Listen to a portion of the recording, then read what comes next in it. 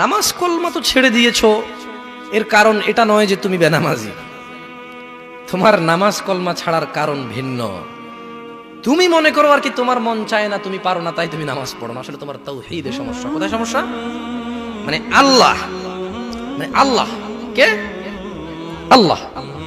তিনি যে তোমার হিসাব নিতে সক্ষম এবং তিনি যে তোমার হিসেব নিবে, তুমি এটা পরিপূর্ণভাবে বিশ্বাস করো, তাহলে তো তুমি নামাজ পড়তে। তুমি মনে করো আর কি তুমি নামাজ পড়ছো না, তুমি গাফেল।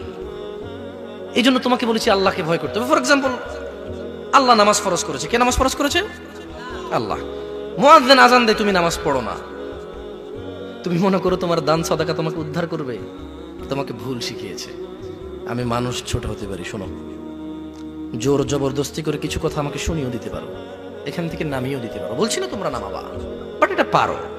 তবে মনে রাখবে, কথা যেটা বলে সেটা উল্টাতে পারবে না। কেন পারবে না জানো? কারণ এই কথা উল্টানোর জন্য তোমাকে কথা থাকতে হবে। মনে রাখবে, তোমার দান সাদাকা হিসেবই হবে না। তুমি কি মনে করো হিন্দু লোককে আল্লাহ প্রশ্ন করবে কিয়ামতে, এ হিন্দু, এতগুলা বুতকে পূজা করছিস, ঠিক আছে বল নামাজ কেন পড়িসনি? ও তো মুশরিক। বুঝুনি মনে হয়? এটা স্কুল, এখানে আমি পড়ি না, আমার কি পরীক্ষা হবে? বুঝে দিতে পারিনি মনে হয়। তো যে মুশরিক, তার নামাজ রোজা হজ যাকাতের হিসাব কিসের হিসাব? সে তো অলরেডি এমন অপরাধী যা ক্ষমাযোগ্য নয়। যা কি নয়?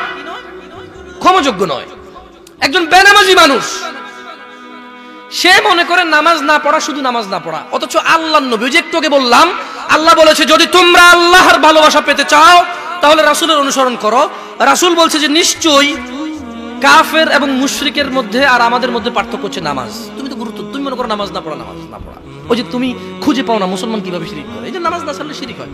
দেখো, আমি অনুবাদক, এখানে যারা বুখারী পড়ায়, মুসলিম পড়ায়, তিরমিজি পড়ায়, হাদিস তারা পেয়েছে না। হানাফি, শাফি, মালিকি, হাম্বলি, তিরমিজি, আবু দাউদ নাম দিয়ে তুমি পরিবর্তন করে গোপন করতে পারো, কিন্তু আছে। ফয়সালা তো আল্লাহ করবে যে এভাবে হয় নাকি সিস্টেম, ইসলামকে বিভক্ত করা এবং কিয়ামত দিবসে রাসূলের অনুসরণের বাইরে কোনো অনুসরণের হিসাব নেওয়া হবে কিনা, সেটা তো আল্লাহ ফয়সালা করবে। আমি আর তুমি এখন